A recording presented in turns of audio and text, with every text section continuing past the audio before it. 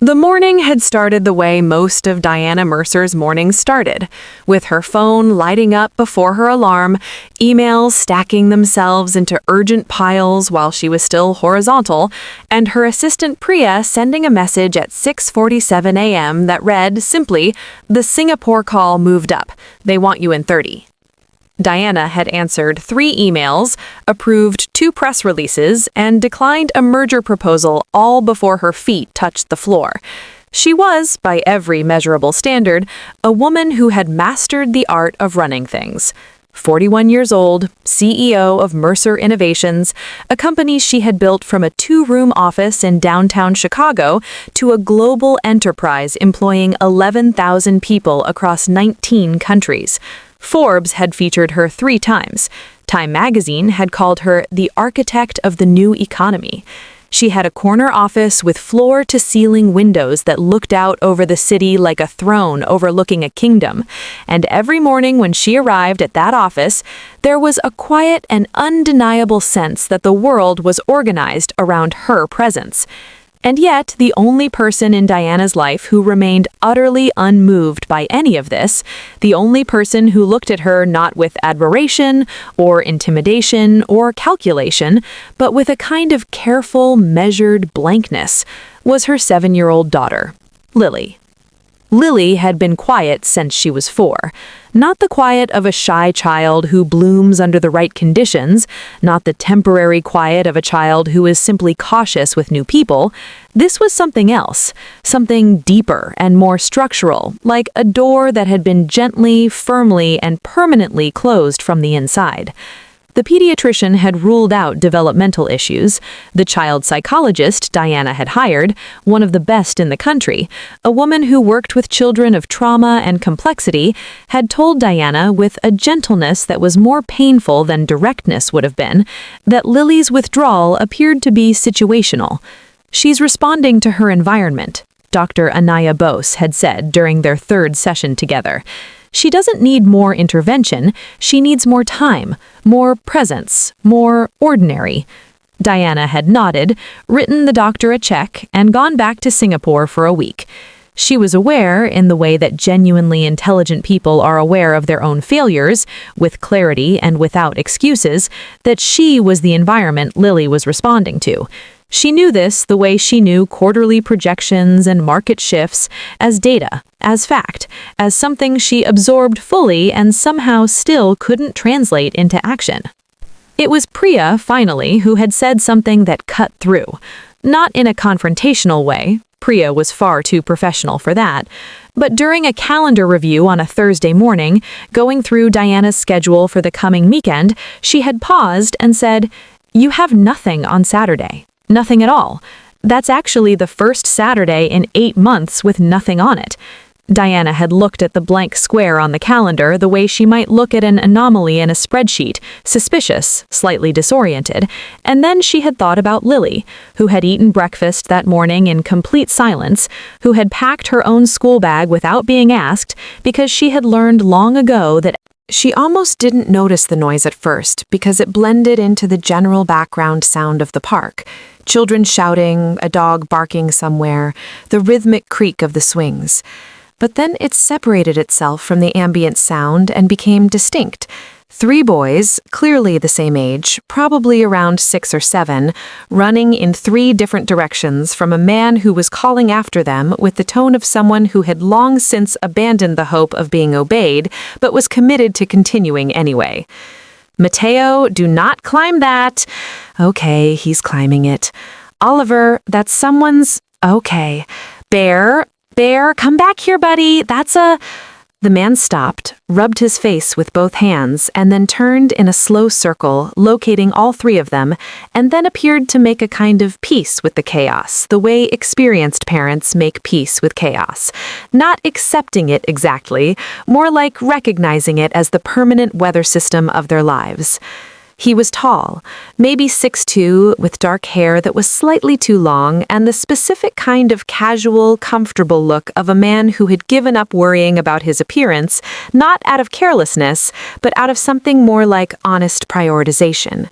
He was wearing a gray Henley and jeans and sneakers that had definitely been through better days, and there was something about him, something in the easy way he moved toward the monkey bars where one of his sons was hanging upside down like a bat, that suggested he was genuinely, uncomplainingly at home in all of this.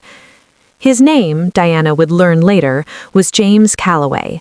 He was 38 years old, a high school history teacher who had spent the last 3 years being the sole parent of triplet boys, Mateo, Oliver, and Bear, the last of whom had a formal name on his birth certificate that nobody ever used, after his wife, Cora, had died of an aggressive and unannounced cervical cancer that had taken her from diagnosis to gone in 11 weeks. The boys had been 4 years old. James had taken a semester's leave from teaching, during which he had kept all 3 of them alive, and moved through a grief so total and disorienting that he had sometimes stood in the kitchen in the middle of the night, unable to remember why he'd gotten up, staring at the refrigerator as if it might contain some explanation. He had gone back to teaching because the routine had saved him, because standing in front of teenagers and explaining the causes of the First World War required just enough of his attention to keep him from drowning, and because his mother had moved into the spare room and watched the boys in the afternoons, and the whole fragile ecosystem of their life had built itself, slowly, imperfectly, lovingly, into something functional. Now the boys were 6 going on 7, and James brought them to Riverside Park on Saturday mornings because it was one of those rituals that had established itself so thoroughly it had become sacred. The drive over with all 3 of them arguing about something in the back seat, the parking that always took longer than it should have, the running ahead of him the moment they cleared the park entrance, the 2 hours of complete, unrestrained physical chaos that apparently tired them out enough to make the rest of the day survivable. He had a travel mug of coffee and a paperback he'd been working through for 4 weekends in a row, and a bag of snacks he would distribute on demand, and he had learned to watch all 3 of them simultaneously, the way a lighthouse keeps track of multiple ships, with a kind of steady, sweeping attention that looked. Bear and Lily sat in a comfortable quiet for perhaps 4 minutes. 4 full minutes of no words. Just the 2 of them existing in parallel, which for Bear was perfectly natural, and for Lily was, Diana would later understand, the most comfortable she'd felt in the presence of another child in longer than she could remember. Children were complicated. They always wanted to know things, always had agendas, always wanted to talk about something that required responses she wasn't sure she had. This boy sat on the ground and ate his pretzels and looked at the playground and didn't want anything from her. It was like being alone, but better. Then Mateo arrived. Mateo was not Bear. Mateo had been born first, and he had spent his entire existence in front of his brothers, leading, which meant he had developed a personality that was essentially a parade, enthusiastic, loud, forward-moving, and inclusive whether you wanted to be included or not. He came running from the direction of the jungle gym and skidded to a stop when he saw Bear sitting in front of the bench, and then he saw Lily, and immediately and completely redirected. "Hi," he said. "What's your name?" "I'm Mateo. That's my brother Bear. Well, his actual name is Sebastian, but nobody calls him that. We have another brother named Oliver, but he's on the swings. Are you by yourself? Do you want to come on the tire swing? The tire swing can fit 4 people, but it's more fun with more. It's like a boat in a storm. You should come." He said all of this at approximately the speed of a weather report being read under time pressure, and Lily stared at him the way you stare at something that is moving very fast, not quite able to track it fully. But Diana noticed something. She noticed that Lily had not retreated. She had not closed her face down or looked away. She was, against all of her usual habits, watching this boy with something that looked dangerously like interest. "She might not want to," Bear said from the ground without looking up. He said it simply, not as a rebuke, just as information. Mateo considered this with surprising seriousness. "Oh," he said, "that's okay."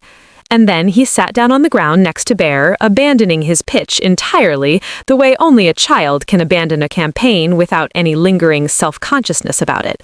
He pulled a pretzel from Bear's bag. Bear allowed this without protest, which was itself a sign of love, and ate it, and looked at Lily with the frank and open curiosity of someone who has not yet learned to disguise his interest in other people. "What are you reading?" he asked, nodding toward the book in Lily's hands. And Lily, who had automatically reached for her book when Mateo arrived as a kind of comfort object, looked down at the cover and then back at him. "It's about a girl who can talk to animals," she said. Her voice was quiet, but it was there, small and clear and unambiguous, and Diana, who had been attempting to observe all of this without visibly observing it, felt her chest tighten in a way that had nothing to do with cardiac function. "Can she talk to all animals or just some?" Mateo asked, with the genuine scientific interest of a child who wants to understand the parameters. "All of them," Lily said, "but the fish aren't very interesting because they just talk about water." Mateo stared at her for a moment and then laughed, a big, generous, delighted laugh, and Bear looked up from the ground with a small smile, and something in the air between the three of them shifted. Diana set down her water bottle and looked at her daughter. Lily was not smiling exactly, but she was not closed. The door was not fully closed. Oliver arrived last, because Oliver had to be extracted from the swings, which he had discovered could be used as an aerial surveillance platform for locating his brothers, and when his surveillance had confirmed their location, by the bench with the girl, he had dismounted with the urgency of someone who does not want to miss things.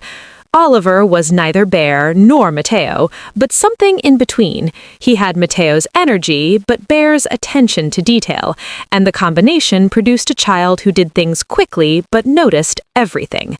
He skidded up to the group and took in the scene, his brothers on the ground, the girl with the book, the mother with the careful face, and immediately registered that something interesting was happening. "Did I miss something?" he said. "She talks to animals," Mateo told him. Oliver looked at Lily. "What animals, though?" he said. This made Lily explain again, and in the explaining she became slightly more animated, slight being relative but real. James appeared at the edge of this tableau about 10 minutes later, drawn by the unusual stillness of all three of his children in one place. He saw them, Bear on the ground, Mateo and Oliver now sitting on the bench on either side of the girl who had opened the book and was showing them something inside it, and he stopped. He had not expected this. His boys were social, but this had the quality of something more than social. It looked, from where he was standing, like something deliberate, though he knew that wasn't how children worked. He looked at the woman on the end of the bench. She was watching her daughter with an expression that James recognized because he had worn it himself many times. The expression of watching your child reach some. The following Saturday, Diana left her phone in the car again. It was marginally easier than the first time, not easy, but easier, and she understood that this was how things worked, that the doing of them built the capacity for doing them, that presence was a muscle that atrophied and could be rebuilt. Lily walked faster going into the park than she had the week before. She was wearing the same yellow jacket, and she had the book, but she held it differently now, loosely in one hand, not clutched to her chest. James was already there with the boys, and Bear saw them first, and he stood up from the grass where he'd been sitting and raised his hand in a wave that was quiet and exact, and Lily raised her hand back. They settled into the morning the way you settle into something established, with the ease of a path that's been walked before. Diana sat beside James on the bench, and Lily went directly to the playground, where Mateo immediately began integrating her into whatever was already in progress.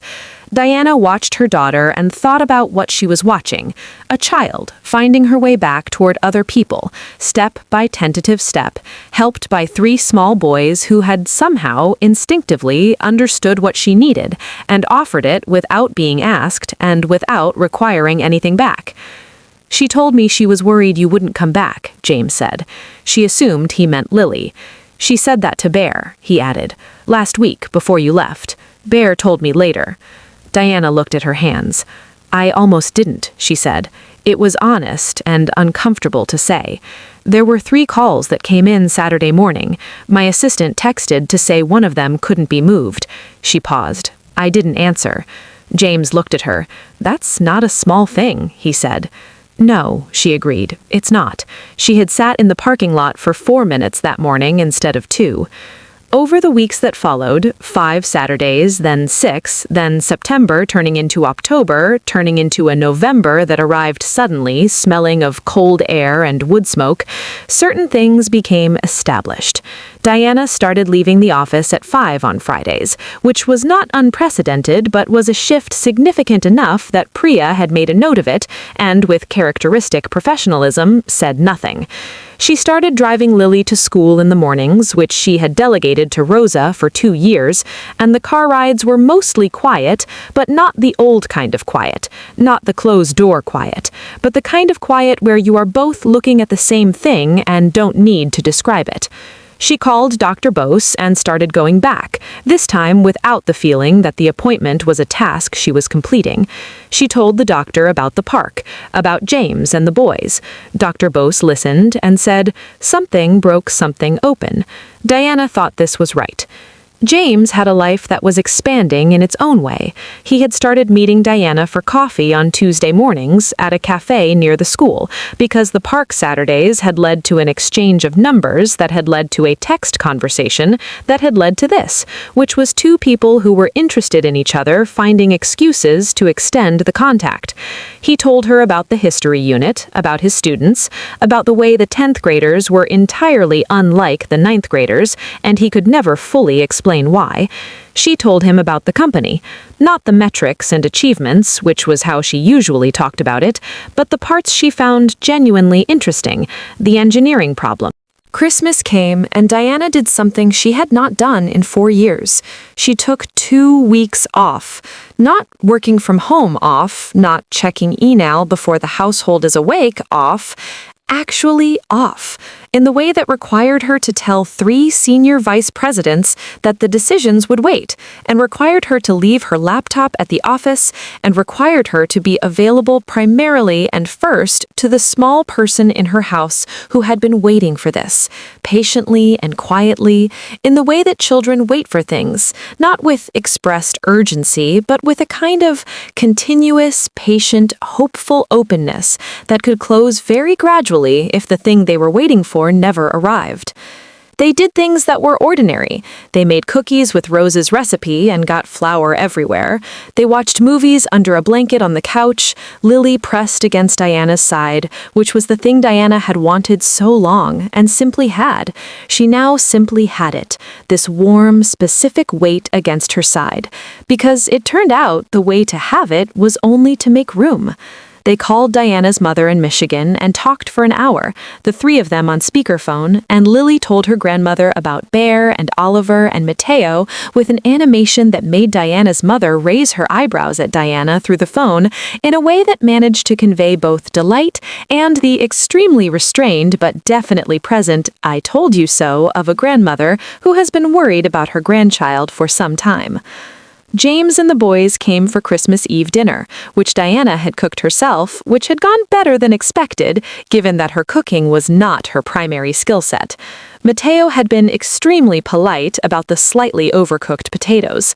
Oliver had provided an unsolicited structural analysis of why the potatoes had overcooked that was technically accurate and socially remarkable. Bear had eaten everything on his plate and said, "This is really good," in the direct way he said things, and Diana had decided he was her favorite, a decision she kept to herself. James had brought wine and a dessert from a bakery his mother liked and had washed the dishes after dinner without being asked, and this had struck Diana as one of the more significant things a person could do.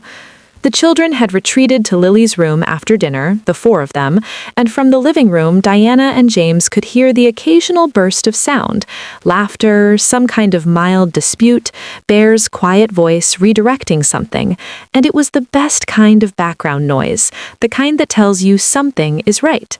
James sat on Diana's couch and drank his wine and looked around the apartment with the careful, absorbing attention he brought to things, and Diana sat at the other end of the couch and looked at him looking at her things. "You built all of this," he said, not with judgment, just observing. "Yes," she said. "It doesn't feel like home yet," he said. It wasn't a question. She looked around at the perfect, expensive, carefully curated space. No, she said, but it's getting there. He looked at her. What changed? She thought about it. I stopped solving it, she said. I just stayed in it. By January, Lily had started speaking in class. This was something her teacher, Miss Cho, had mentioned to Diana at a parent-teacher meeting that Diana had actually attended, having put it in her calendar 4 weeks in advance and protected the slot with the ferocity she usually reserved for board meetings. Miss Cho was a careful, earnest woman who had been worried about Lily for a year and communicated this worry in the diplomatic language of teachers who are trying to alert parents without alarming them. But at this meeting, she said something different. I don't know what shifted, she said, but she raised her hand last week and she comes in the mornings and she searched for the word, ready. She's ready in a way she wasn't before. Diana nodded. She knew what had shifted. She had shifted. Imperfectly and slowly and with significant resistance, and the ongoing help of a park and a bench and 3 small boys and a man who made good sandwiches and disagreed with her in the most useful ways. But she had shifted. She thought about this sometimes at the office, in the moments between the urgent and the important, when she stood at the floor-to-ceiling windows and looked out at the city. She had built this, all of it, by being relentlessly competent and forward-moving and decisive. She did not regret having built it. She had wanted to build it, had needed to prove to herself and to the world that she could, and she had, and that was real. But she had made the mistake that a certain kind of high-achieving person makes. She had confused the building with the living.